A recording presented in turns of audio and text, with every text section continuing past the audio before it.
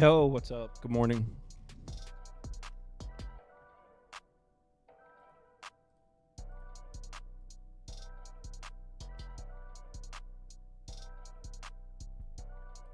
We're starting in 12 minutes and some change.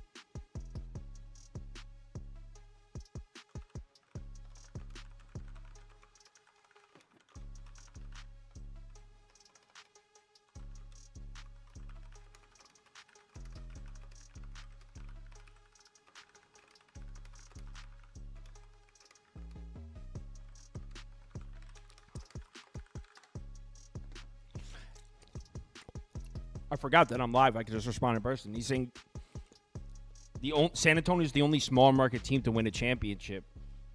Well, if you're considering Denver and Toronto large markets, then you're basically saying the entire league is large markets. How many small markets are there in the league? All right, so you're considering Toronto a large market. What are the small ones?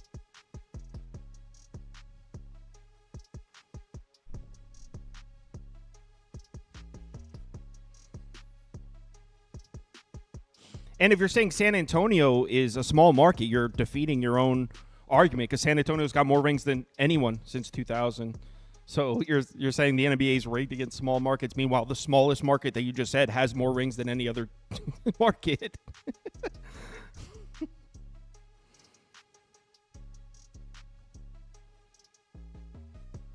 Oklahoma City just went to a championship in the last decade, more recently than New York.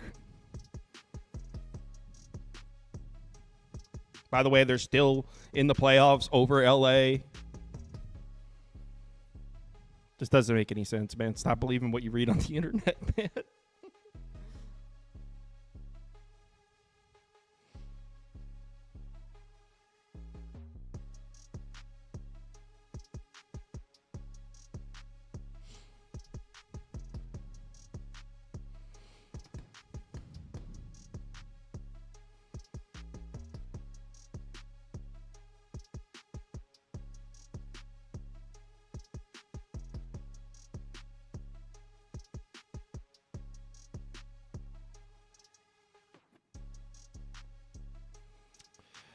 All right. How about those Knicks?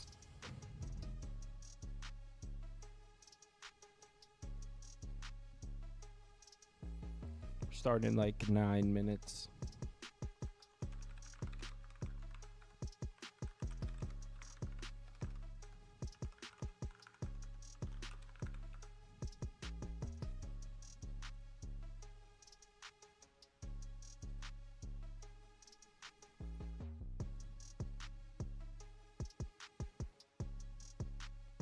Knicks and 6. I mean, it depends on the injuries. If I'm fired up about the Knicks winning cover yesterday, but if Brunson and Anunoby are hurt, we probably won't win the series. I mean, that's a tough to overcome. What do I think of the Reds and Mariners first 5? To be honest, I haven't looked at a lot of the baseball games. I looked at 2 of them. So Toast and Prop Beaver are going to be carrying the weight on that one. Starting tonight, though, I should be handicapping all the MLB games every day.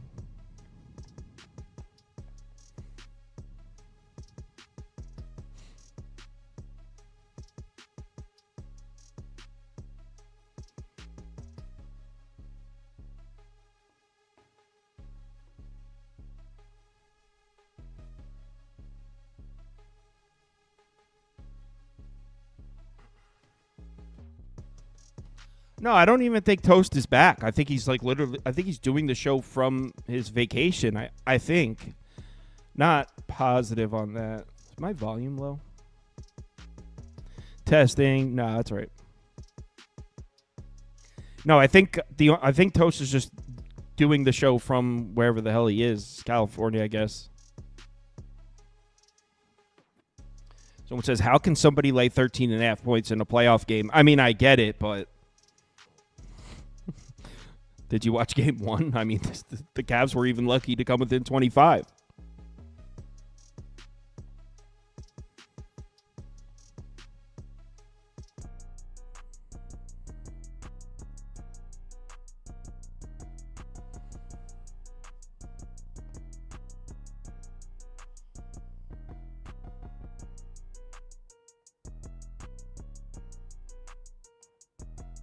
He says SGA for MVP. It's over. Jokic won it already. The Cavs covered tonight, Kyle. Sorry. What are you apologizing to me for? I don't play for the Celtics. I don't give a shit. I didn't bet that game. As if I'll be like personally insulted that the Cavs would cover.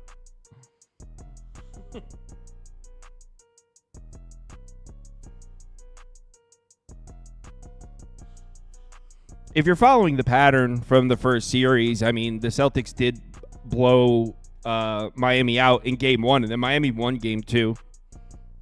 So if you're following that pattern, maybe, but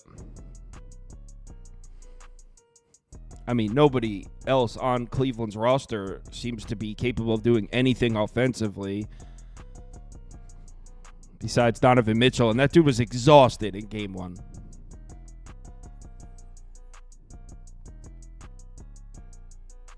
If San Antonio isn't on local TV, I mean, that was just a stupid. Like, he goes, it's rigged against small markets. He only could name 3 small markets, one of which has more rings than any other market in the country. So it's rigged against that market, even though they have more rings than anybody.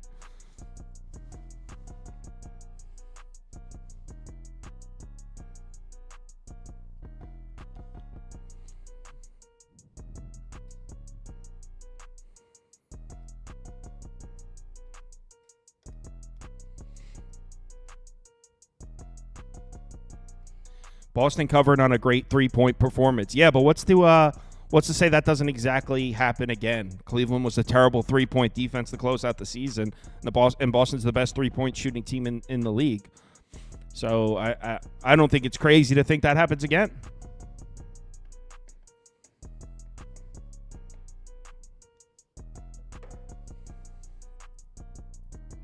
Oh, shit. What's up, man? You know you got a half hour, right? Well, probably. Yeah, dude, I sent him the tweet, MLB at 12. Whatever.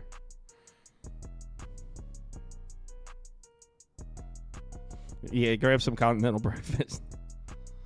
That was Toast in the background, by the way. That's who I'm talking to. Doesn't realize that he's early and we're doing 2 NBA games first. Later.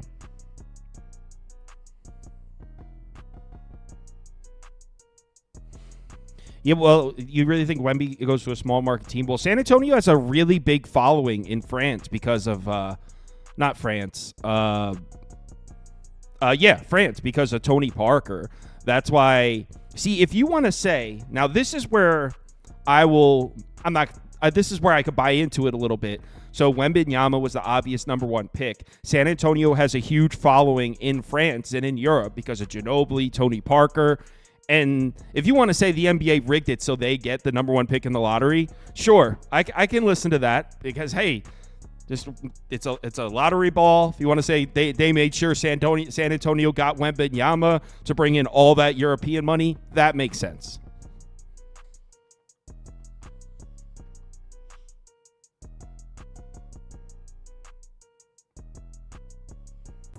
You picked the Astros yesterday. Yeah, I did. I did bet the Astros yesterday.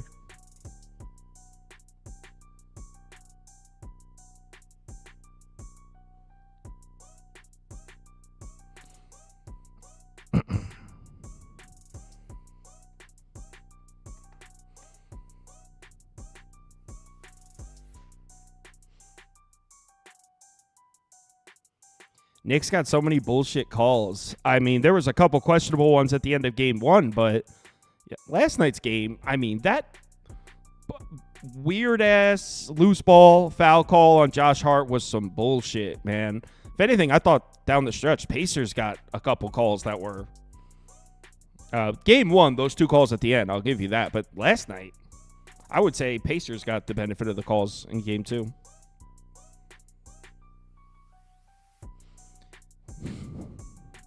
Yeah, Corey Moss didn't watch the game. Or he's watching through an extremely biased lens because we didn't watch the same game. Yeah, Corey Moss, you might not have an idea what you're watching, man, because that's not what happened. Okay, maybe you watched, but you might not have any clue what you're watching. If that's what you saw, then I'm telling you, with certainty, you're watching through a very biased lens because that's not what happened.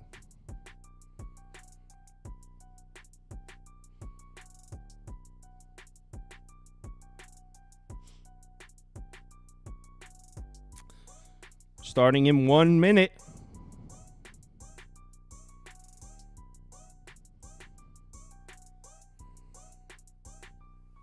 I'm Knicks biased. I have said several times those two calls at the end of game one were really questionable in favor of the Knicks. I bet against the Sixers. I bet the Sixers in the entire first series. You lost weight. What did you do? Football season ended. That's what I did. During football season, I work about 120 hours a week and spend a lot of time sitting on this computer. When football season ends, I actually have time to hop on the Peloton. That's what happened. Good morning, Chris.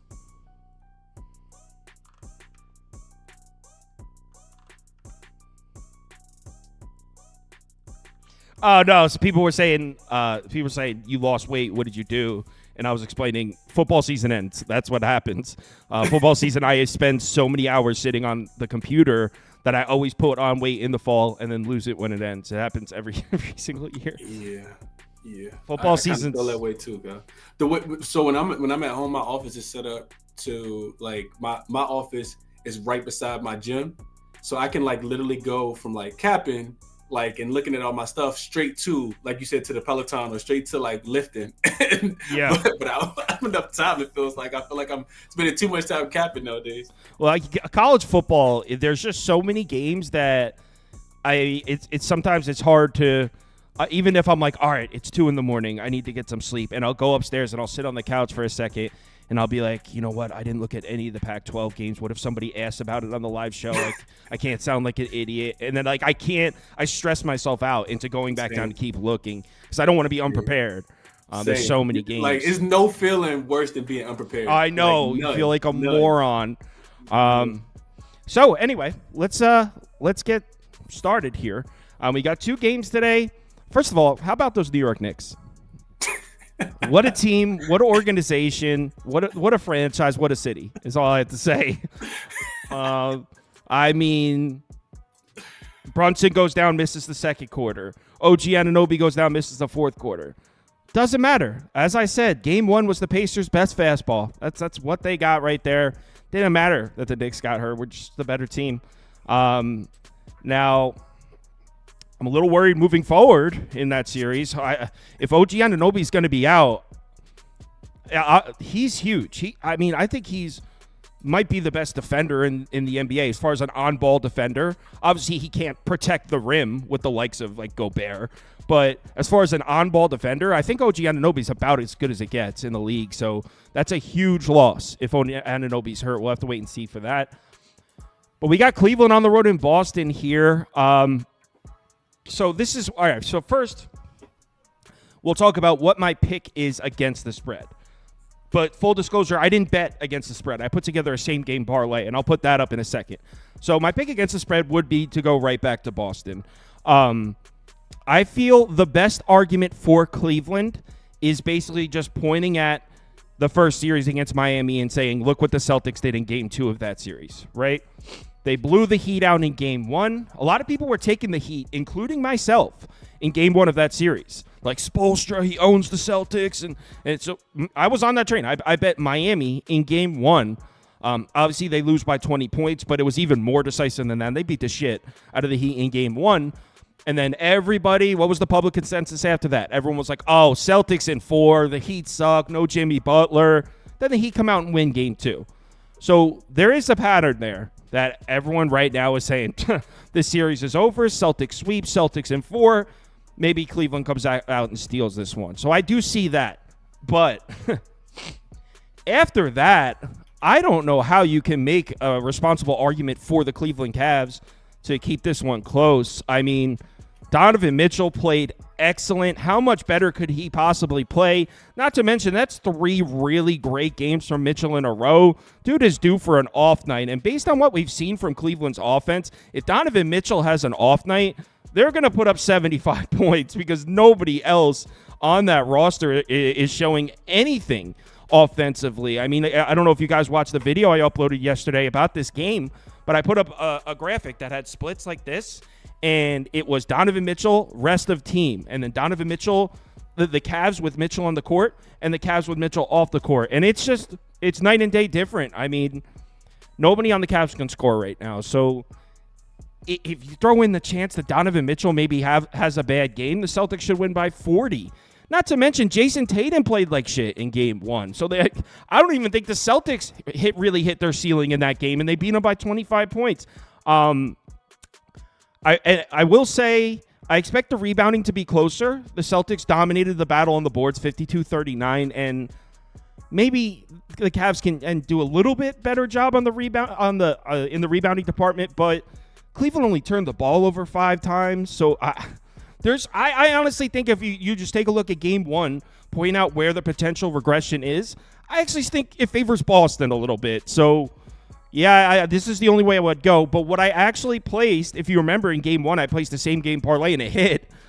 So we were talking to the Discord and we're like, why don't we just go back and do that again? So I built a similar same game parlay. There it is.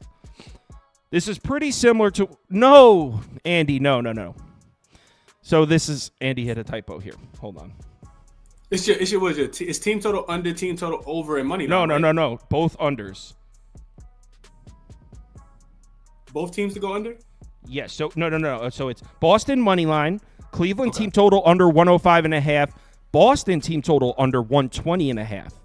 Okay. So I like the under in the game too. I'll put that up. I didn't bet it, but I do like the under. Ski had the under in Game 1, and I thought he had it right. I thought he got a little bit unlucky to lose that. At the end of the game, it went over. And these two teams have stayed under this total.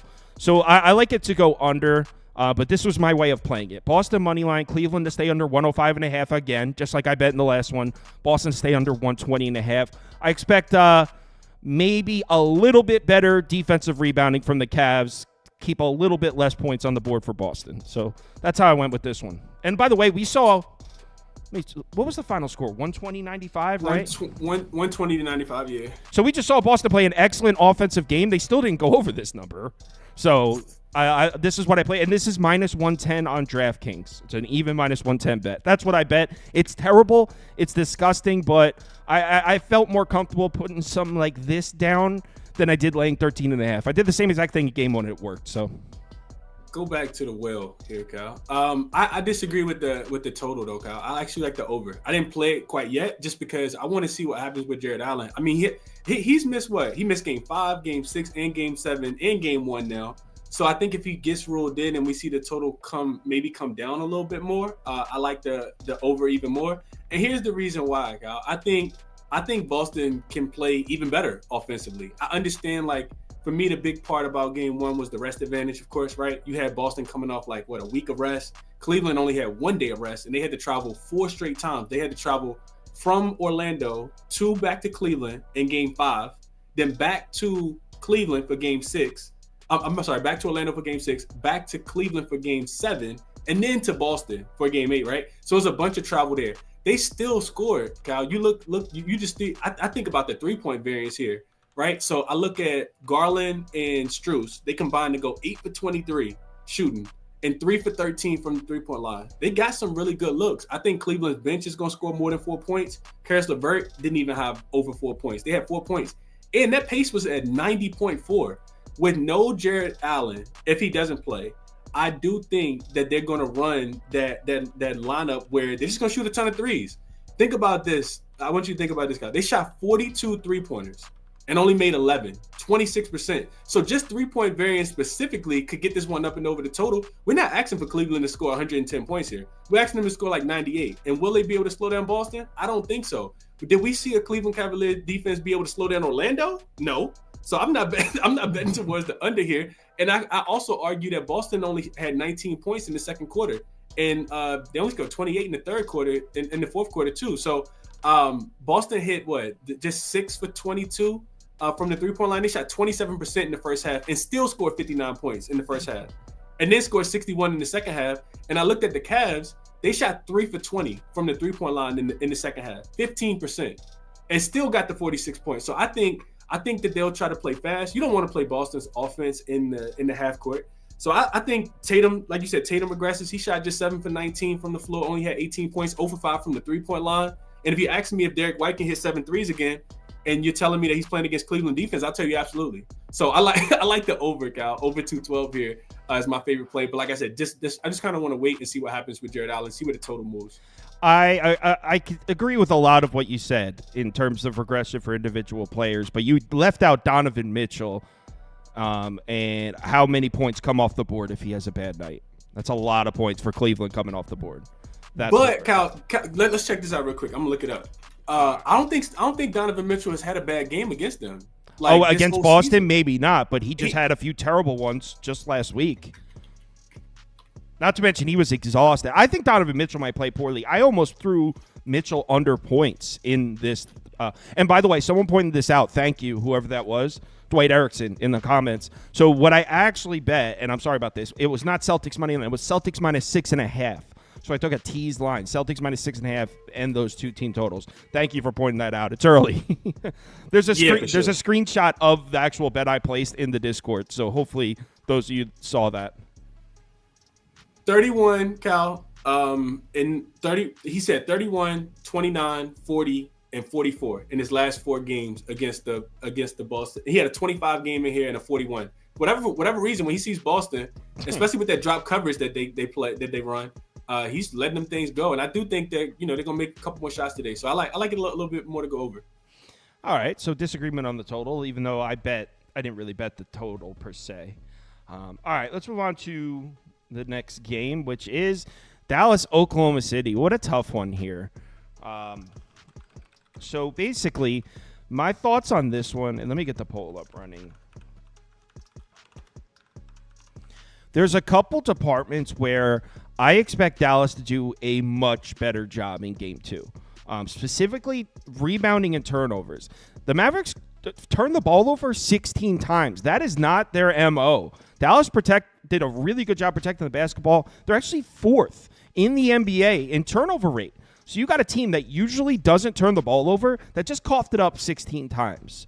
I don't expect that to happen again. I expect Dallas to do a much better job protecting the ball. Also, Oklahoma City beat Dallas up in the rebounding battle as well, which is another thing that has me scratching my head a little bit. Now, I had the under in Game 1 and it hit. So it's not like I was pissed off at the result. I was a little confused of how it went down. I mean, the bet won, so thumbs up, I'll take it. But I was not expecting Oklahoma City to just dominate Dallas on the boards like that. So that's another Oklahoma City, in case you weren't following the numbers throughout the year. throughout this whole season, they were one of the worst rebounding teams in the NBA. Now, down the stretch, they did improve.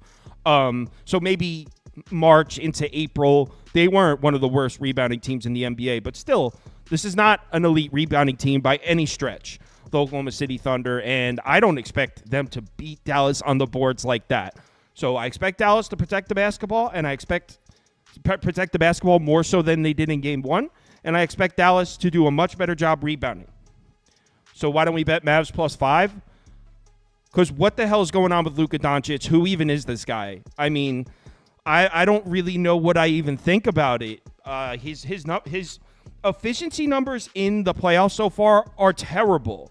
Yeah, he's averaging 28.3 points per game. He's getting his points, but shooting-wise, he looks, I mean, what is he shooting? 25% from three? And it's not like, oh, he's only taken a few. No, he's taking like 11 threes a game, and he's not hitting any of them.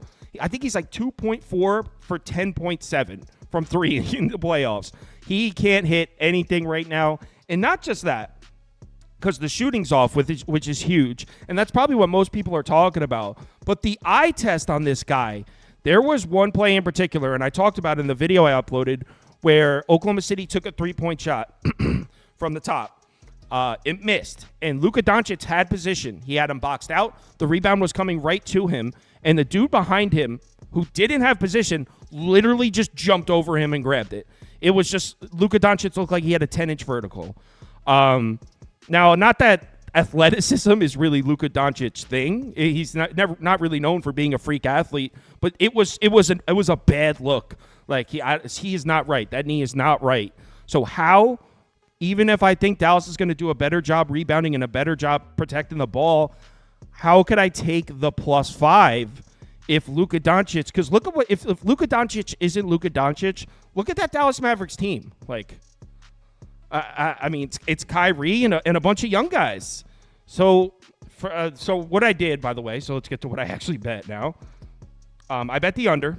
I went right back to it at 218.5 because, like I said, I expect Dallas to do a better job keeping Oklahoma City off the offensive glass. Oklahoma City had 16. Excuse me. Oklahoma City had 16 offensive rebounds. I think it was 16. A lot of offensive rebounds in Game 1. Dallas is usually not a team that allows that to happen. So I expect Dallas to keep Oklahoma City off the offensive glass. And if Dallas doesn't turn the ball over as much, that's less points in transition, less fast break opportunities for Oklahoma City. So I actually think Dallas defense will do a much better job and keep Oklahoma City to a much lower number than whatever they scored, 117 in Game 1 or whatever it was. So Dallas will do their part to keep this under. Maybe the Mavericks do a little bit better job offensively, but I don't trust it at all because Oklahoma City's defense is red hot. I was saying it all through the Pelican series. So my pick against the spread would still be leaning towards Oklahoma City. I didn't bet the spread. I bet the total. But I would still it's the exact same thing I said in Game 1. I said I'm betting the under. I would lean Oklahoma City minus the points. Same opinion in this one. Yeah, Kyle, you. So my play isn't necessarily correlated with. It's not correlated with yours losing, but I kind of was looking towards, and I didn't bet this game yet either. OKC team total to go over here, Kyle. You make a lot of great points as far as I looked at the rebounding thing too. They out rebounded them 52-39, and that's not an advantage for OKC. But I do think they made a conscious effort. In Game 1, we're gonna protect home court. And OKC, if they get the rebound, they're out. And the offensive glass, 16-11, really stood out to me as well. And the 22 points off the 16 Dallas turnovers, which, like you said, Dallas, they don't turn the ball over a lot. But remember, I said this on the show the other day, Kyle. This Oklahoma City defense, at home specifically, third in opponent turnover percentage, 15.5% turnover rate for their opponents. So I think they're still going to be locked in. Like, unless Luka has some kind of, and he's capable of it. But Lou Dort is still going to be wearing, so close to him that he's wearing the Dallas Mavericks jersey today. And then you're really counting on Kyrie and some of those other guys. So I think if I'm, I like the OKC team total still to go over. I'm not thinking they're going to score 125 points, but I think that they can get to 112. It's 111.5. But I do kind of agree with you, and that's why I didn't play it yet. But I do kind of agree with you about, them potentially scoring a little bit less in this spot. You definitely need Luka to play better. 6 for 19 is not going to cut it, especially when you got 5 turnovers. And he was the worst plus minus on the floor, minus 21 in Game 1 for either team. So you're going to need him to play a little bit better. As far as the side, I think I would go right back to the well here, Kyle. I'm just not looking to bet against OKC at home. This team finished 33-8 straight up. They were number 3 or better, number 3, 2, or 1 in every, offensive metric that matters. Offensive efficiency, defensive efficiency, points allowed per 100 possessions, all of those different things, turnover percentage. I'm just not looking to fade OKC at home, especially when I'm, like you said, we don't know how much Luka is being impacted. I do think, I know you might have mentioned this guy. I do think that if he had been, if this was regular season, he potentially might not even be playing, but he's trying to gut it out, which you can give him some honor for that. But it don't mean that you're going to win at OKC just because you're trying to gut it out. Yeah. And also, the last thing I want to mention is the bench scoring. OKC bench outscored Dallas 42-23. 42-23. Remember, Tim Hardaway Jr. missed the last 3 games of that first series against the Clippers? And it was his first game back. I think he shot terrible, may have 2 or 4 points. They're going to need big efforts from him because when you got guys like Wiggins coming off the bench, Isaiah Joe didn't even have the greatest game. The other Jalen Williams, those guys are confident. And OKC, I think, really has something to prove with watching what the Timberwolves are doing to the Denver Nuggets. Yeah, I agree. And Tim Hardaway Jr. was bricking. he could not find the bottom of the net, man. There was one possession where he shot the 3, then I think it was Lively, grabbed the offensive rebound, kicked it right back to him, shot the same exact 3, and bricked it even worse. was less close to making it. It was a bad look.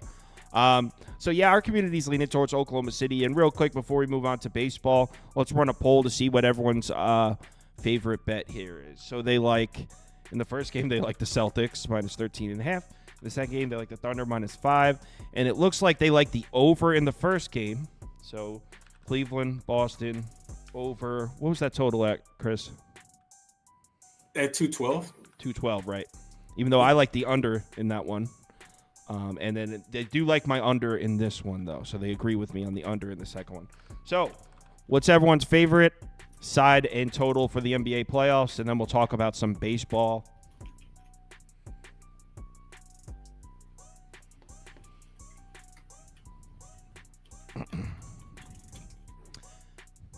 I think it's going to be Oklahoma City minus 5. I can't imagine.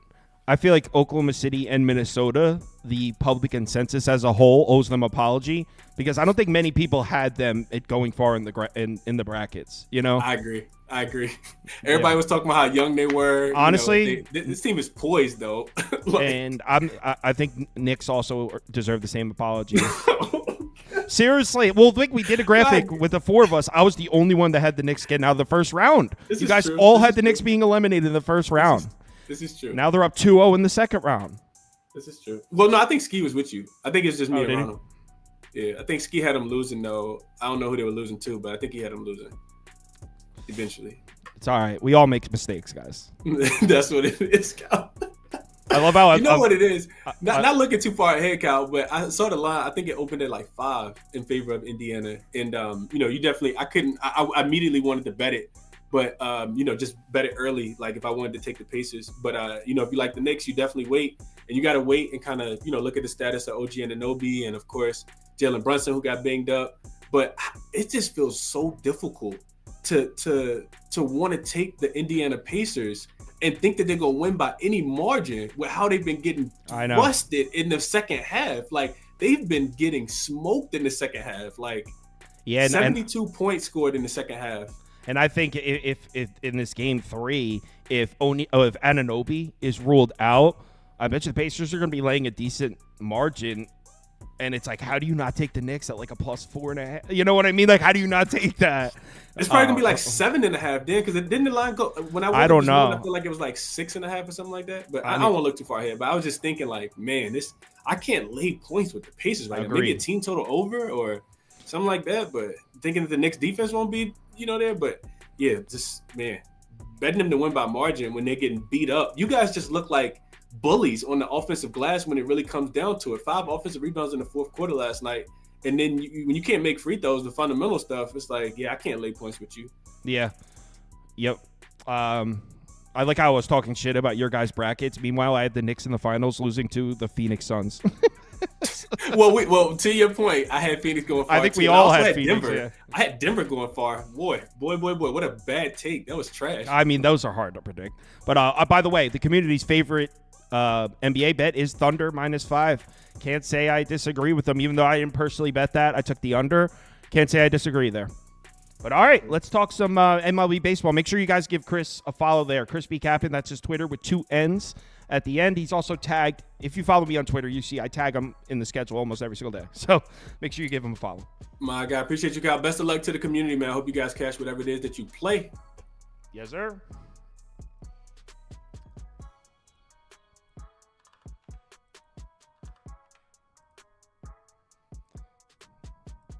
Well, here they are.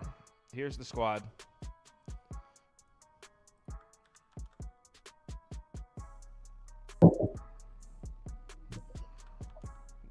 Good morning. How are you? Toast actually decided to work. Actually decided to work today. Yep. Yep. All right, I gotta take a quick piss. Dude, I cannot stand this motherfucker and his quick piss shit that he does every goddamn show. I'm glad the camera followed him out like a fool. Good morning. How's your trip to California thus far? I saw you were at Disney yesterday. Looked pretty fun. Yeah, can't complain. Kids are having a blast. Always good. Ended up not going to the Dodgers game the other night just because the traffic and all that BS. Really? So, yeah. But we got field passes for Friday night for Dodgers Padres. So, yeah, little on the field for batting practice. Pretty excited about that one. So yeah, wow, that's sick. Yeah, especially for Dodgers. First game is a Dodger for Shohei coming to San Diego. First game for Arise. Glass now on the mound. Yeah, that should be awesome. Wow. Yeah, we're gonna miss Dylan Cease by a day or two, which kind of sucks, but it's all good. Yeah. Michael King versus Tyler Glass now. So okay, we'll take that. You'll probably unfortunately get a nice Dodgers win there. I don't know if the Kingster can handle the Dodgers for the first time this season. I was just gonna say, like, it would be awesome if it was like a somewhat decent game, but on Saturday, Matt Waldron pitches, and I think the Dodgers are going to score 15 runs. And I'm all for that. Like, if I can watch a Shohei deep shot, I'm good. Like, I'm good. Yeah, I agree. I agree with that sentiment. But this guy. Yeah, exactly. Guy didn't realize his camera followed him out of the room. Did it really? It followed me? Yeah, followed you right out of the room. It was pretty interesting. It was perfectly synced with you walking out. I was like, what the hell? So everyone could see where you work? Your seat, your desk? Yeah. Mm-hmm. All right. All right, so you guys want to talk some scene? Sure. All right. Diamondbacks. My slate is very lopsided for the back half. That's a really nice story. I thought it was really cool. I thought I'd tell you guys. It's a really cool story. I can tell you more detail. Have you considered developing it for the stage? I'm on one of the same plays that you are, Beaver. I brought it to Penguin Publishing, but they didn't get back to me yet. All right. So we got Hunter Green making a road start here. Day game. Arizona bats suck, but so do the Reds. As I've been saying during these Cincinnati Reds games, it's Reds D-backs in this series. Before I even look at anything, I'm leaning under, even though it's at Great American Ballpark. Toast won't play it, but these are I'm not going to argue it because it's going to kind of go against what my play is. But yeah, this Reds team is not scoring runs in any way, shape, or form. So, put the tally up on the board. But I am so out on this Reds team as a whole scoring runs.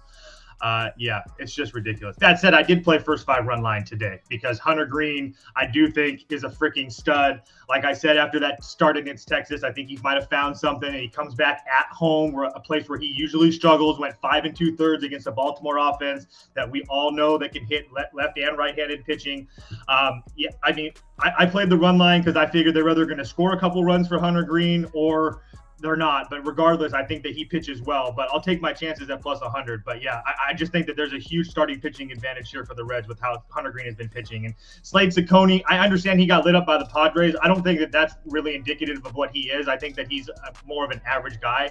But I'm not trying to make a case that the Reds are going to get to him and score a whole bunch. I just don't think that the Arizona Diamondbacks are going to score 1 or 2 in the first 5. I'm checking out the bullpen situations here. Arizona is just going to be missing Mantiply.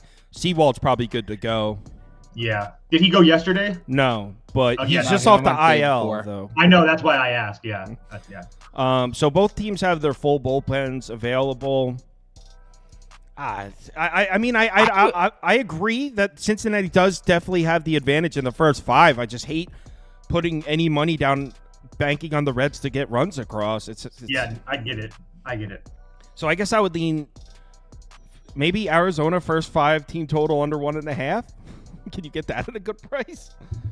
Maybe just Arizona team total under 1.5. I'll put that up. In the full game? Yeah, you should take that. Yeah. Might as well with how these offenses are playing, yeah. No, I meant team total. Wait, what is Arizona's team total at? 3.5? Probably. Let's see. Arizona Diamondbacks. I'm pulling it up now. Team total 4.5 minus 140 under. Ooh, it's pretty heavily juiced, but I'll put it up. I mean, actually, that's actually a decent look. Actually, I wouldn't mind paying the 440. I bet you can get an even 4 on Caesars. I'm gonna pull it up now.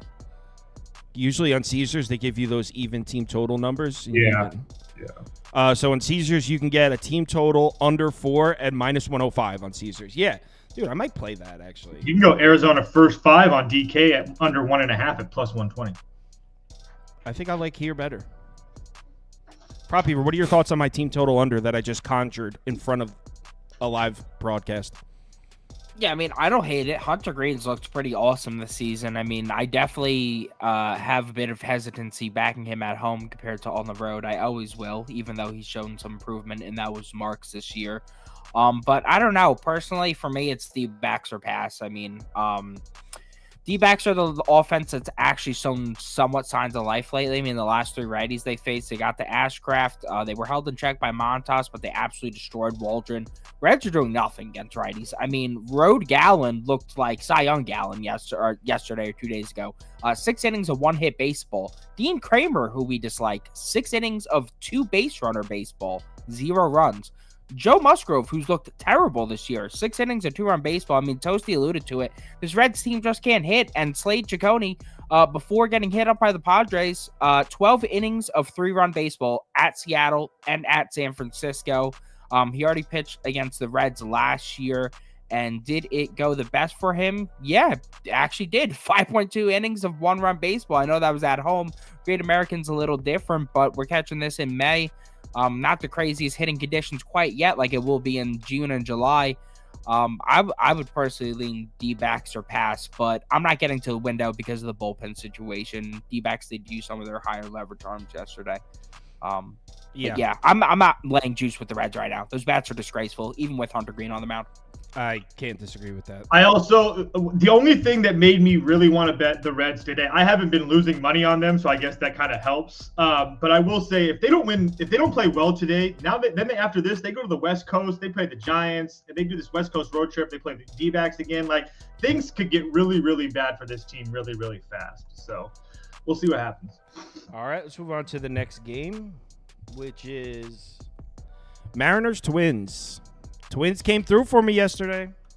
I tried to tell you, Prop Beaver.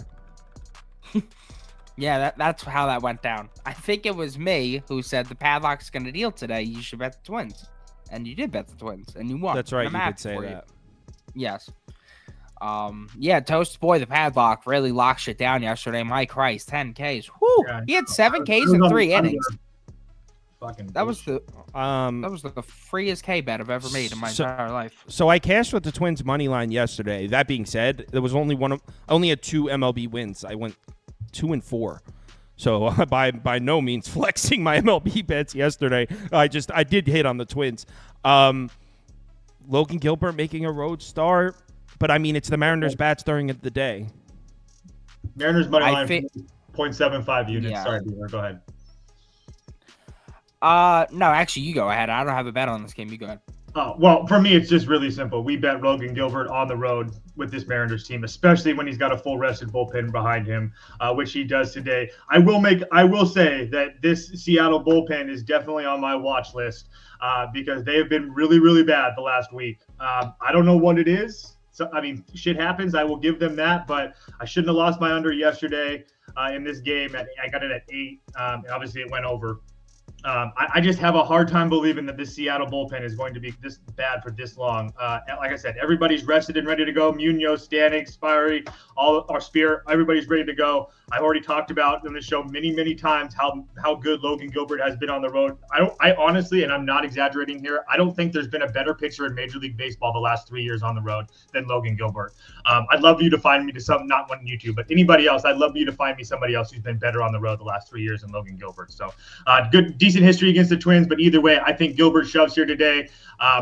Pablo Lopez, I'm not really a Pablo Lopez guy. We talk about that. If there's one guy that I think the Mariners can get to during the day, it's probably going to be Pablo. So I'll take my chances with Mariners at plus 107. You didn't mention the Twins bullpen. Completely cooked. No Duran, no Jax, no Thielbar. Yeah, you didn't. You only mentioned the fact that the Mariners pen is rested. That's a big point. That was like my damn. I'm going to do it with you. I'll take the Mariners against the Twins missing all their bullpen arms. I can get on board with that. Staring at that too. I don't know. Yeah, I'm not getting to the window on this one, but I definitely agree with Toast. I mean, I'm not going to back the Mariners during the day. Those are my rules. I live with them at the night. I refuse to back them during the day. But the value is on the Mariners here, even with those shitty bats. I mean, Pablo Lopez finds ways to, if you want to call it have bad luck, sure. If he has bad luck against bad teams, the dude just stinks. So the dude finds ways to stinks against crappy competition. If there's somehow a way where the Mariners will score runs during the day, I'm sure Pablo Lopez will find a way for them to do so. And Logan Gilbert, as Tosh was saying, I mean, absolute beast on the road. The thing is, the later innings, the Twins definitely have the edge in terms of the bats. I mean, the Twins are the best offense from innings 6 to 9. But as Toast mentioned, Seattle has all their high leverage guys rested, and the Twins have all their guys not rested. They all went yesterday. So I think that's really the deciding factor if you need a side here. I'm personally not getting to the window, but that is where I would go here if you need a bet. Yeah, I mean, I'd take Gilbert over Lopez, and the Mariners bullpen completely rested over a Twins bullpen that's gutted. So the Mariners are going to have the pitching advantage through 9 innings. I don't really trust the Mariners bats, but just give me 3 runs, Seattle, and that should do it here. And if you're looking for a player prop really quickly, Josh Rojas been really hot over the last week and has really good history against Pablo Lopez as well. So his hits, runs, and RBIs 1.5 at plus 115 is a really decent look. He's 3 for 7 off of him with a double. So community is heavy on the Mariners, 54% to 29% on Seattle. Community agrees with us. Let's talk Rockies baseball. The Rocks. Prop Beaver, the Rockies whisperer, who dealt us a losing Rockies hand the other night. I was on it too, so I feel all right. How deep we gonna drill on this one? I mean, all I did was say a fact. You dealt us a losing Rockies hand the other night. That's just what happened. Yeah, but we acknowledged it yesterday, and we move on. I don't know. It's still fresh in my head. Okay. All right, cool. Am I the only one here that wants to take the Rockies today? Yes. Okay. I could definitely see your point for taking the Rockies. I'm just saying, like, there's no way in hell I'm playing the Giants. And Cal has been somewhat decent. Has he not since the Cubs start? Yes or no? Yes, absolutely. You take out the Houston start and the insane altitude, even worse than Coors. Yeah, I mean, his last 3 starts outside of that altitude, 19.2 innings, only, I believe, 3 earned runs allowed, and a whip below 1. So he's been really good. XFIP indicates that he's lucky as all shit, so there is that going for him. And on top of that, if you look at the Giants, the first 2 righties they face in the series, I know they're not high-level talents, but I mean, they absolutely destroyed Dakota Hudson and Lambert. I think they had like 11 runs and 17 base runners through less than 7 innings of work. So, I mean, I was high on this Giants offense going into the year. They look like absolute shit. Maybe they're starting to put things together. I don't know. I don't exactly want to step in front of that to back Cal Quantrill, a guy that I've trashed publicly millions of times before.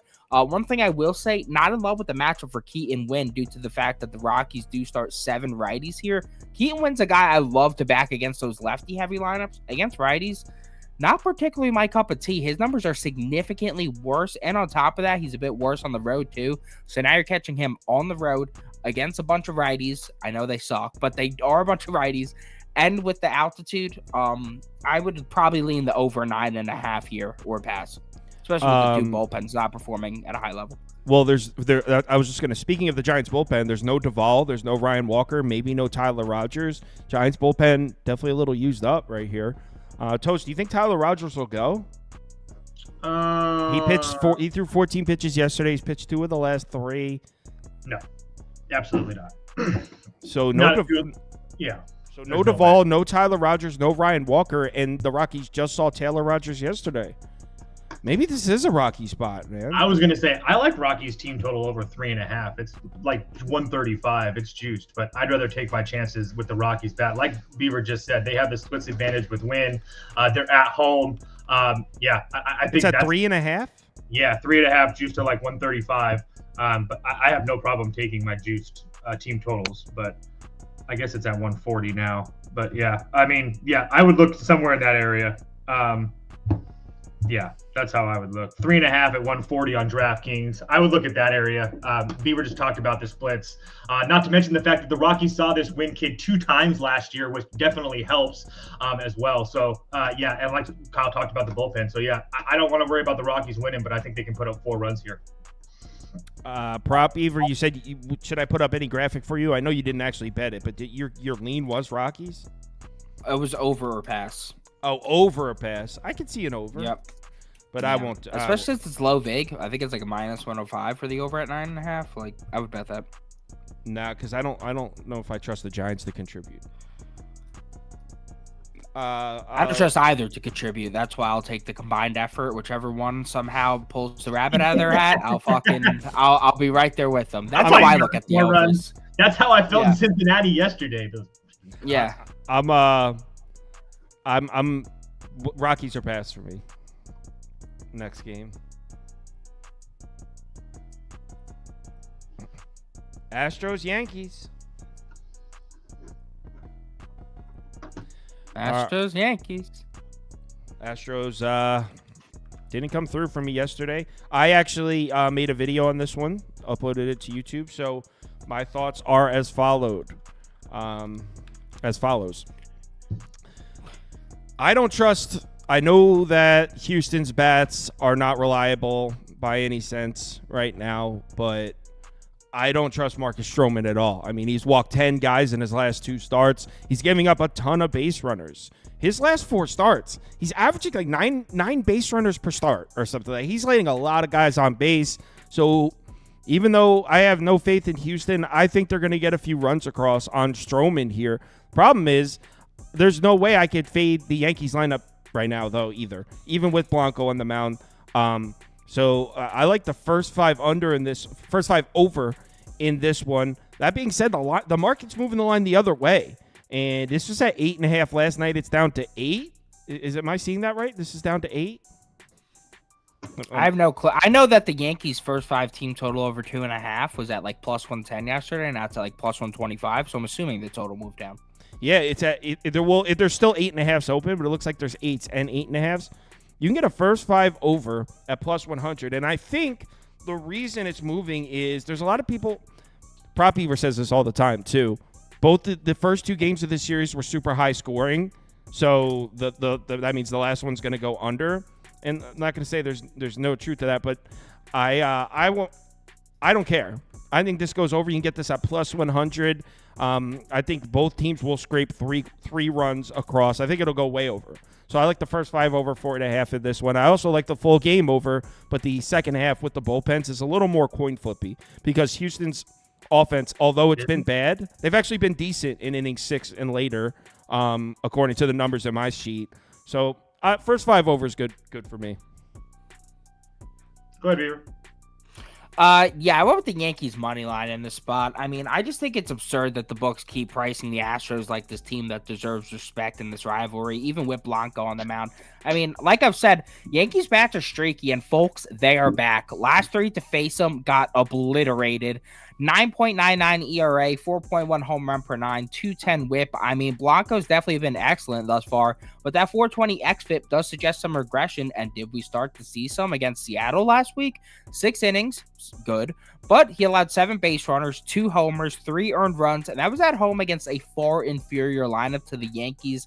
At what point do we also need to ask, who is this guy faced? I mean, Toronto, Texas twice, who's been very underwhelming this season, the Nationals, the Rockies, the Mariners. I mean, look, most of those teams are outside the top 15 in terms of rankings versus righties through the first 6 innings.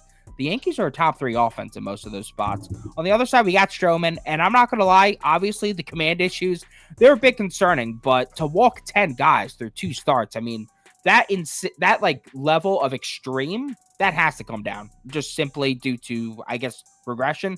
The guy is rocking a career high 12.4 walk rate right now. I just don't see that continuing. And otherwise, he's been really solid. 3.41 ERA.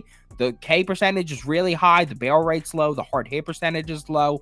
And the Astros have been dead against righties. Last 5 to face them, 2.18 ERA. They are really struggling to get guys on bases. 0.85 whip. So while Stroman's given up bases, they're really struggling to get on base.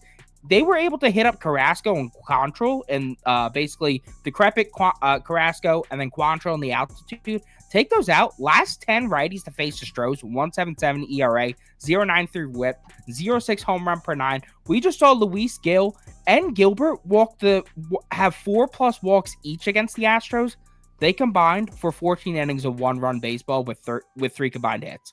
So I just think that with the bullpen edge, with the fact that both these lineups smack bullpens, but the fact that the Yankees is still performing at a high level and their xFIP indicates that they're performing at a much higher level. Sure, the Astros bullpen is performing better lately, but they're still bottom 5 in FIP and xFIP, I believe, the last 2 weeks. I think the Yankees have the edge here, so I'm taking the money line. Yeah, I mean, if I was to bet a side, it would have to be Yankees with you. I don't have as much faith in Stroman bouncing back as you do, though. I think the Astros will get to him a little bit. Beaver took everything I wanted to say pretty much. Yankees money line, Yankees -1.5 at plus 158 as well. I'm going to continue. The first sentence was everything I needed to hear is what I feel the same way. I feel the same way about Pittsburgh. The books are mispricing these 2 teams. Astros and Pittsburgh are continually mispriced, and they continually I sit here on an everyday basis, it feels like, and I'm like, man, what am I missing here? Just like the Angels game yesterday. I'm like, oh, what am I missing here? What am I missing here? I saw you guys were on them as well. I don't know what you guys thought about it, but for me, it was just a grossly mispriced game. And if you're going to give me the Angels at plus money, I'm going to take it. And if you're going to give me the Yankees to win by 1.5 at a big plus 160 price here, yes. Has Stroman been weird? Yes, I'll give you guys that. But at the same time, like Beaver just said, the only time I'm ever going to worry about Houston is if they're facing a lefty. If they're facing a righty and they're getting priced like the Houston of the last 7 years, I'm going to fade them. So yeah, Yankees money line -130, Yankees -1.5 plus 158, both on Caesars. I agree with Toast. I mean, I'll you know what? I'll put a little Yankees graphic below to show that this is just in solidarity. To show solidarity? To show that I support their decision there. But first 5 over is my bet. That's big of you. Thank you. Yeah, it's the little things. Next game. Cleveland came through for me yesterday. What a game. What a team. So fucking lucky. No, it was a great call. No, you're lucky. You have to cap the whole game, including the late innings. You got to include that in your handicap. No, lucky was your stupid-ass Royals win. Oh, why? Singer shoved, just like I said he would. Wouldn't have to worry about the bullpens. Did I not? Did that not just happen? Did I not just call that game perfectly? I think both of you were right in your explanations. Toast was dead right about Singer pushing. The bullpens not matter. What are you talking about? They scored 2 runs in Singer in the first inning. No, they didn't. They scored 1. And then they didn't do shit the rest of the game. And Kyle was right about the fact that the Tigers having their bullpen arms used up and the Guardians have their bullpen arms rested came to win the game for them later in the inning. So you're both right. So I'm very happy for both of you. Why did the pie chart say Marlins Dodgers in the bottom left, Andy? quick segue to Andy sucks real quick. Okay, so he has. Okay, hold on. I can fix that 1 second. So 8's supposed to be 7. 8's supposed to be 7. 1 sec. I need the colors to be right on the screen. I can't do it. You can't do it? No. What are you going to cancel the show? No, what? No, I just need to fix it. All right, so now it should be right.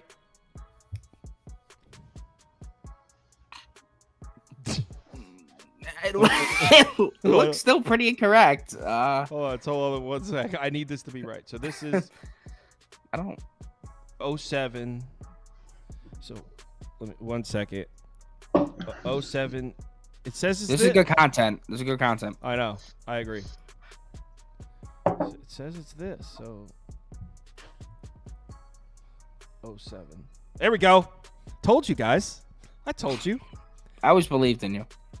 All right, so Proppy, do you want to take your stupid ass White Sox first side team total under whatever? Fetty on Fetty. I'm rocking with my boy Fetty here. I mean, you already know what the vibes are. First 5 money line plus 125. I believe it is my biggest wager of the day. Yes, 0.75 units. Yeah, I really like the Sox in the spot. I respect what my guy Ben Lively has put together this season, but I like the value on the bounce back spot more for Mr. Fetty. Fetty faces the Guardians, a lineup that got to him at Cleveland in the beginning of the season.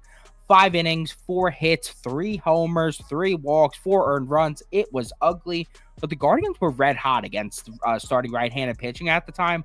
The same cannot be said now. I mean, if you take out Kenta Maeda's implosion, the last 6 righties to face the Guardians have a 2.21 ERA, 0.7 home run per 9, a 101 whip. I think that Fetty's going to have a better outing this time around. And if you just look at the season-long sample size he's put together, it's legit. 3.46 ERA, 3.74 xFIP. He's producing ground balls at a high rate. He's striking out guys at a high rate. On top of that, he's performed better at home. So you saw the Guardians at Cleveland in the first matchup, seeing them at home. This matchup, with them being much colder here, I think he deals. On the other side, we got Ben Lively, and he's been awesome. No lie. I mean, 2.08 ERA is great. The xFIP's awesome. He's not allowing many home runs. The whip's great. And even if you go back to last year, if you just take out that absurd start against the Cubs where the managers just let him in to die, he's been really good. With the Cubs start going back to last year as a starter, 4.64 ERA, 2 home runs per 9, 1.29 whip. You take the Cubs start out, the ERA drops a whole point to 3.46, 1.6 home run per 9, 1.18 whip. So did he get a bit lucky? I would say, yeah, to have a 3.46 ERA and a 1.6 home run per 9. But still, I mean, he had some good results there. The thing is, though, we can't ignore the road splits. Significantly worse on the road going back to last year. He's looked much more vulnerable on the road this year. And the White Sox against righties through the first 5 are solid right now. I mean, 14th in WRC+, 15th in OBP since April 23rd. If you're just doing some line reading here, his hits allowed line is at 5.5, juiced slightly over. His ERA line is at 2.5, only slightly juiced under.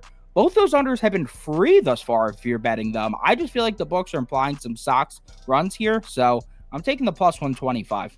Let me ask you, first of all, love what you said. Couldn't agree more. And why wouldn't you take the full game? There's no Class A. There's no Class A, no Gaddis, no Henches, no Sandlin. Cleveland's bullpen is cooked.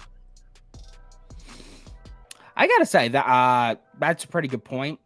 The White Sox bullpen is just boo-boo kitty. And they did use Brebbia, Wilson, and Kopech yesterday. So, I mean... I'm betting this White Sox. Let's go. Toast, let's do it.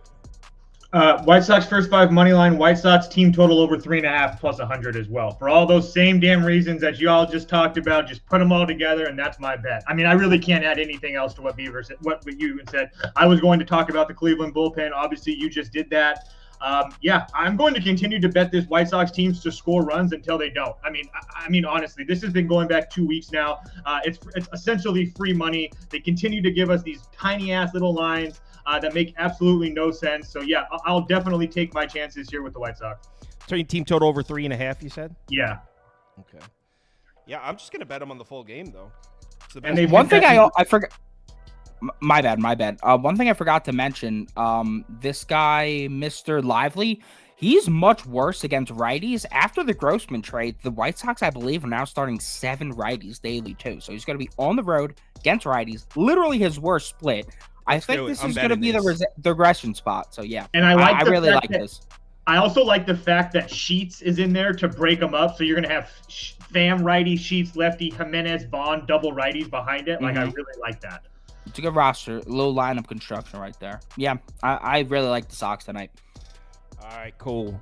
White Sox up. I'm doing it. I put it on my watch list. Next up, looks like we have 2 games left. And then I saw System Plays in the comments, so I guess we're going to be able to do hockey. I sent System Plays a message. I'm like, hey, if you're waiting when we're done with baseball, we'll do hockey. If not, no big deal. So we'll see. I think he's in the comments, so I think we're going to do hockey right after. Brewers plus 110. Holy CLV. Jesus Christ. I'm going to have to change my bet on this one. Why? Wait, why? I took the first half money line at minus 120 like 5 hours ago. It's now up to minus 160 on some books. So that's the Cardinals first 5 money line? Yeah, the Cardinals first 5 money line. I'm on the first 5 run line. You can still get the run line at plus 100 on BetMGM if you want. Wow, me and Toast, we got the same wavelength today, and I agree with Toast, but I took all his points for last game. Toast, why don't you talk about this one? Yeah, it's just going to be a bet on Sonny Gray for me.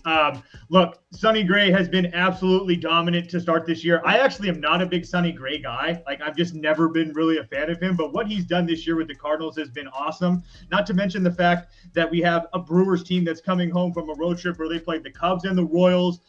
They didn't really look good in any of those games. They haven't come home without a day off. Tobias Harris, a righty on the mound for the Brewers. He's only made 3 starts. He hasn't looked good in any of them. I'll give you that the Cubs and the Yankees are pretty damn good teams in Pittsburgh, but the start that he looked against Pittsburgh, we all know Pittsburgh can't hit for anything. I understand that this Cardinals team isn't really an offensive generated team, but they're putting up runs at a decent amount, enough that I think that they can push enough to score against Myers, And like I said, Sonny Gray's been absolutely dealing. He had 1 bad start against the Mets. And besides that, I mean, his start against Milwaukee this year at home, he went 6 1/3, gave up 5 hits, but he struck out 12 guys. So if we just get like an average performance out of Sonny Gray here, there's no question in my mind that we win this first 5. I disagree with you guys, but it's not because I think Sonny Gray is going to get hit up. I agree he pitches well. I think Tobias Myers is going to deal today. I like Myers to throw a really good game. So, both these bullpens, the Brewers are missing Payamps. Go ahead. I was just going to say, the only other point I forgot, I saw it in my notes, that I really like this spot for St. Louis. It's one of those spots, one of my stupid spots that people talk about. They just look like dog shit at home, and now this is their first game on the road, a big game against Milwaukee. That's another reason that I like St. Louis. Hold on. I want to get the correct 1 second. Oh, wait, no. You know what I could do? I could do this. Before you say you don't like my bet, how about I give a reasoning for my bet? How about that? Well, I could just tell you it's a bad bet before you start, but go ahead. Go ahead. Let's hear your shitty reasoning.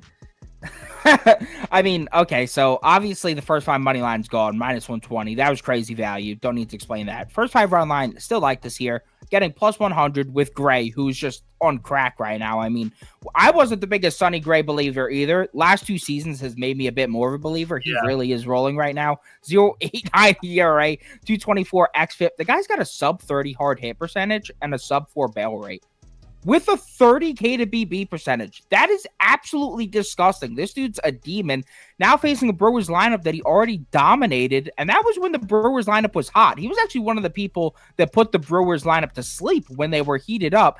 Now he's catching them while they're cold here. I mean, the last 7 righties faced the Brewers. 150 ERA, 0.6 home run per 9, 0.90 whip. I mean, that's gross. Who are these guys? Brady Singer, Seth Lugo, Javier Assad, Tyone, Wesneski, Eflin, Pepe Le Pew. I mean, those guys are solid, but Gray is by far the most talented of the bunch, with Eflin as a very close second. On the other side, I mean, I think we have the most evidence yet that the Cardinals are actually starting to hit righties. Last 8 to face them, 5.7 ERA, 1.3 home run per 9, 1.4 whip. Versus righties through the first 5 since April 26th. Cards are 8th in WRC+, 7th in ISO, and 7th in OBP. Tobias Myers, I like him. I think he's going to get it together eventually, but he's flat out struggled thus far. The ERA is bad. He's allowing a ton of home runs thus far. The barrel rate's at 13%. The barrel rate's at 13%. First of all, he's allowed a home run in every start thus far. He's allowed 2 home runs in 2 or 3 starts thus far. So he's allowing a lot of hard against contact. The Yankees. 527 xERA, 4.66 xFIP suggests he's been a bit unlucky. That he's also still been pretty bad. I just think that, people may think that the Cardinals bats are going to slow down now that Wilson Gutierrez broke his forearm. I think that they still have tons of momentum. They're on the road where their offense has performed less disgracefully. I'll lay the run line here if you missed out on the first 5 money line. This is no. So Sonny Gray may pitch well, but Tobias Harris. Wow, still in NBA mode. Tobias Myers is going to throw a good game here. This guy's got great numbers against lefty bats. Cardinals are going to have 5 of them in the lineup. We're kind of judging Tobias Harris again. Holy shit. Tobias Myers, based on small sample size here. He pitched against the Yankees, and then he struggled on the road in Wrigley, which is not the easiest place to go on the road when you're a young pitcher. He held the Yankees to 5 hits, no walks, just 5 base runners in 5 innings. Yeah, a couple of them left the park, which is how he got into trouble, but I think Tobias Harris is going to throw well here. Dude, it's Tobias Myers. Oh my God, I did it again?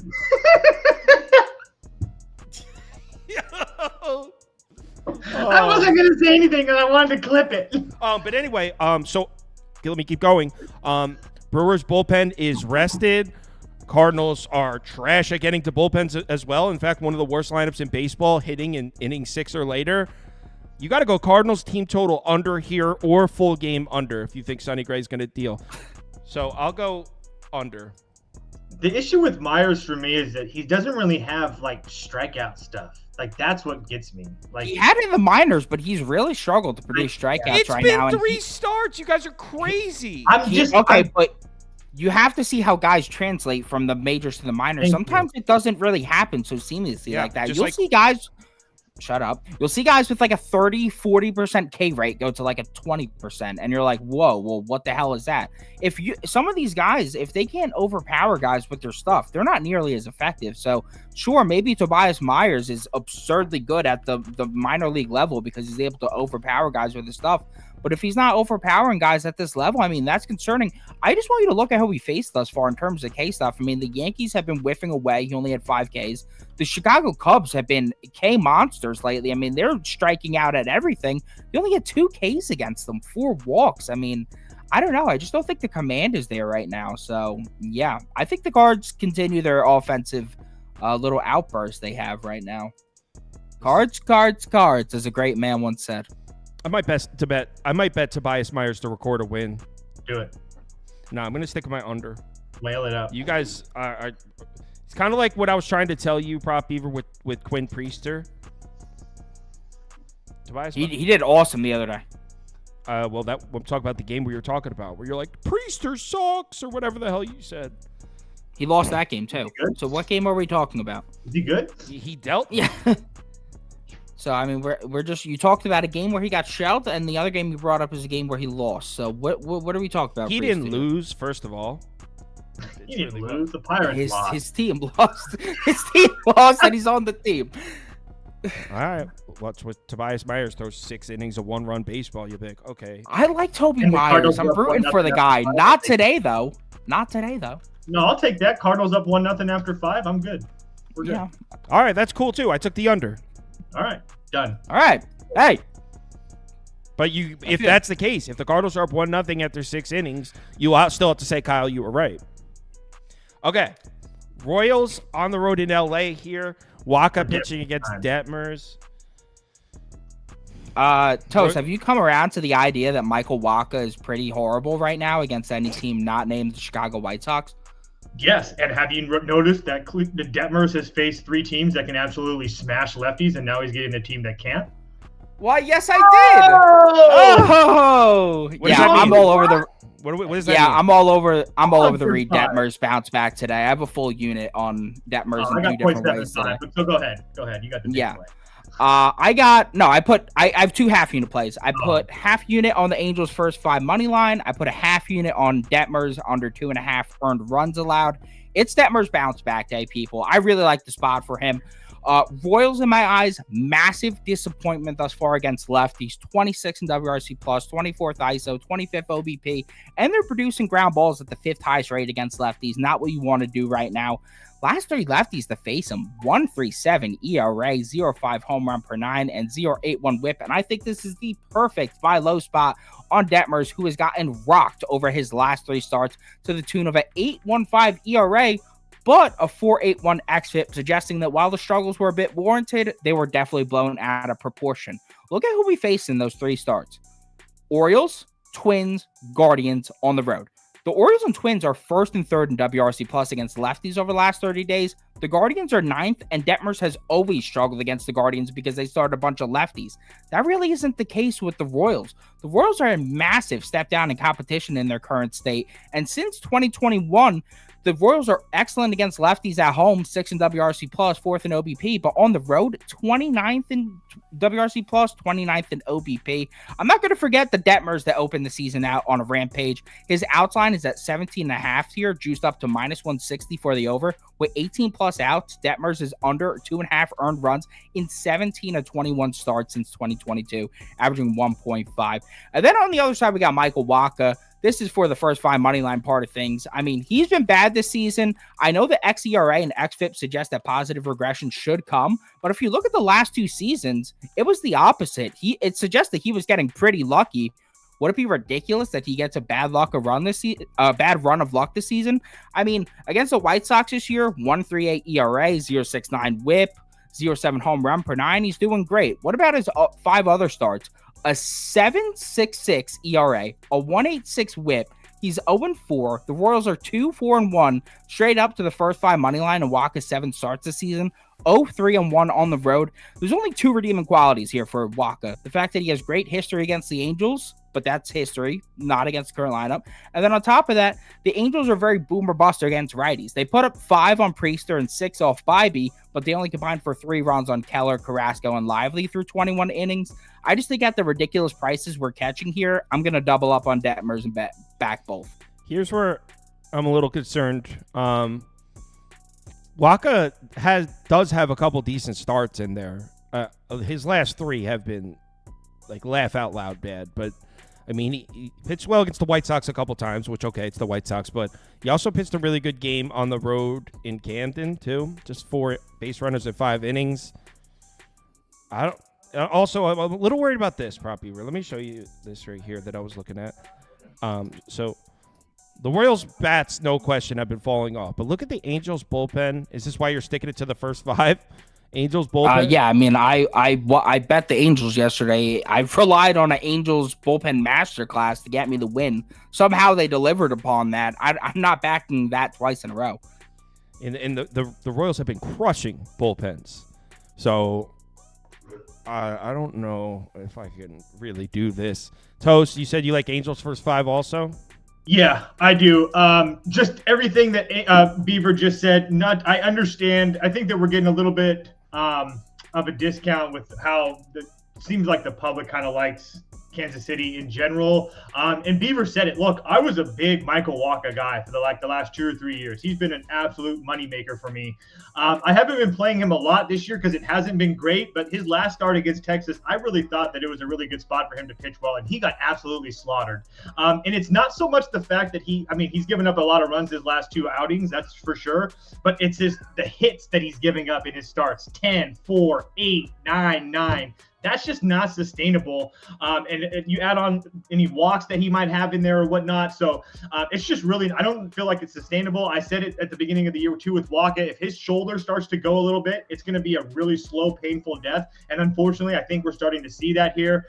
Detmers faced this team, this Kansas City team last year, went 5 2/3, only gave up 2 runs. I think he's pitching even better this year. And the fact that he's got lit up his last 3 times, that's just not who Reed Detmers is.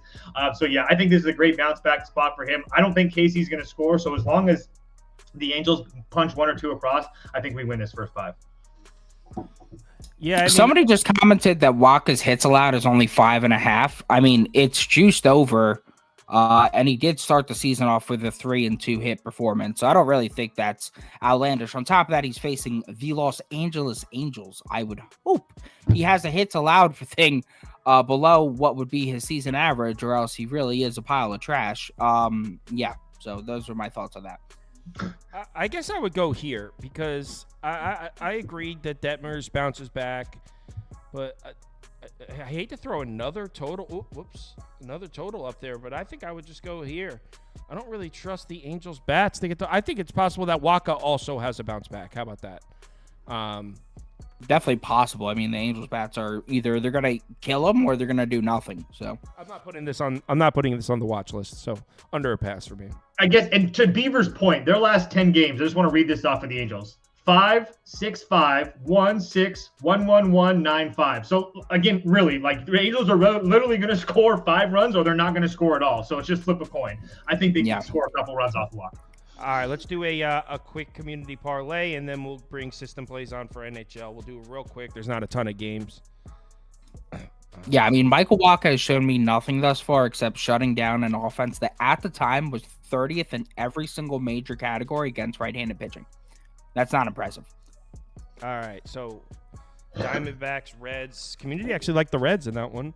Mariners, Twins, they like the Mariners. Giants, Rockies, they like the Giants. Astros, Yankees, they like the Yankees. All right, we're going to go first and second. Excuse me. Wow. First and second from this poll. Cast your votes. Cast your votes. Someone says, "You are my idol, Sauce. I appreciate it, but set the bar higher, man." Yeah, I mean, Jesus Christ. Right. Set the bar higher, man. Choose a better idol. This guy's a Patrick Corbin hat. Whoa.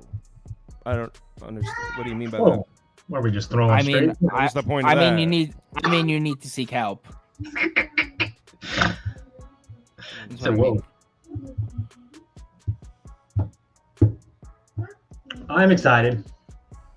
I love how this is just the betting community summed up. The two people I mentioned System Plays. Someone said I trusted the Canes. I trusted System Plays with the Canes yesterday. System Plays had the Brewers yesterday. They just brought up his 2 losses. He's like 9-2 in his last 11, and they brought up his 2 losses. Welcome to the betting community.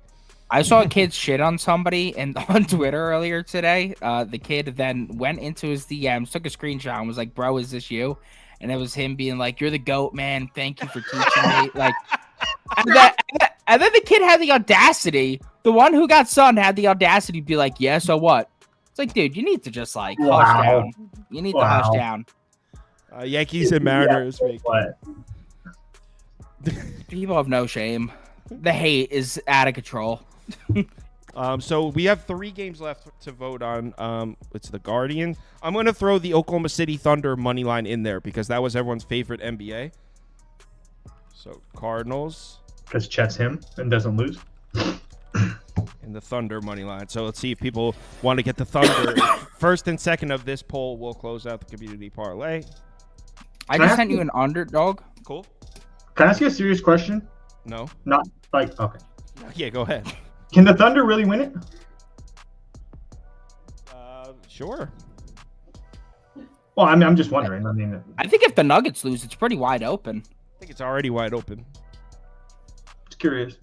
Boston's a fraudulent city. Other than that, you got like the Knicks who are injured. Yeah. Minnesota, who could definitely. We've seen Karl Anthony Towns choke. I hear a lot of people like in Minnesota. Yeah, well, I mean, you go into Denver and beat them twice. That'll do that. Oh, I haven't paid attention at all, so I don't. Celtics, fraudulent city. They got pissed redhead fans like the hooligan and Andy fucking disgracing their city. It's just like, you know, not a team you want to back. One thing I want to say, I just checked. We have hit our last 3 of 5 underdogs, people. We're rolling with the underdogs. Do you think you're sweet because of that? No, I'm just saying that. Sounds like you think you're the man because of that. If you want to tell. All right, so the community parlay is the Yankees money line, Mariners money line, Thunder money line, Guardians money line. Odds, please, from the comments. Oh, don't be bashful. This cross sport BS. It's a plus 758. He said this cross sport BS. Fucking all right, 758. There's a community parlay. Kids these days. Let's see what the mess Prop Beaver emailed me was. Mixing and matching sports and parlaying them. What the hell is that? Back in my day, we used to play bets. What are you, straight? 18? Back in my day. We used to play them straight.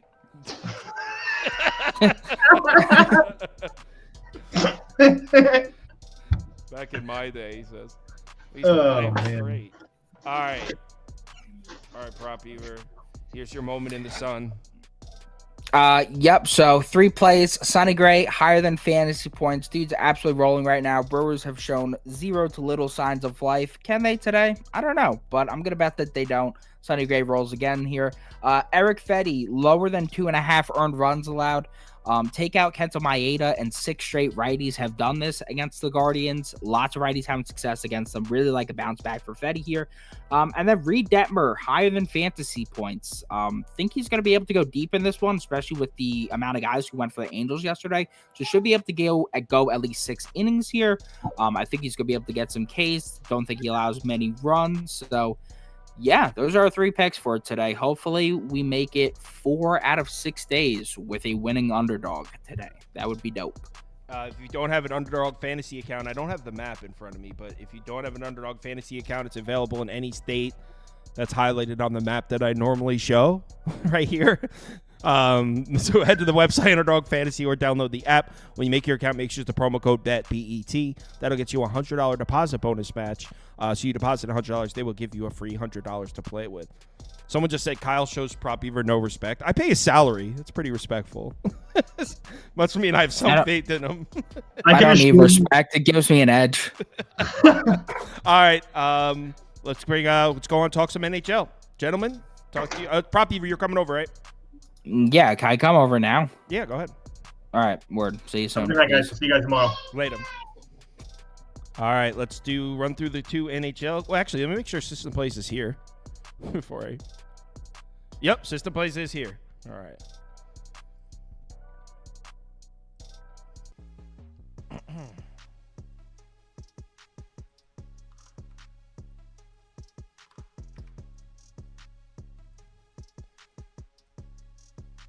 All right.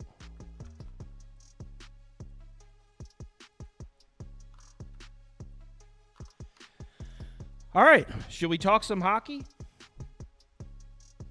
Yeah, let's talk some hockey. Rangers, Hurricanes. You were getting some heavy criticism for your Hurricanes pick.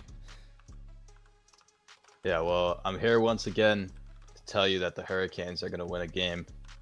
They lost both games 1 and 2, 4-3 on the road. The last one came in double overtime. Like, I really thought they should have won that game, but like they took too many penalties once again, and they lose on a power play goal. How fitting. But I can't see them being pushed to the brink here. I think they take both games at home.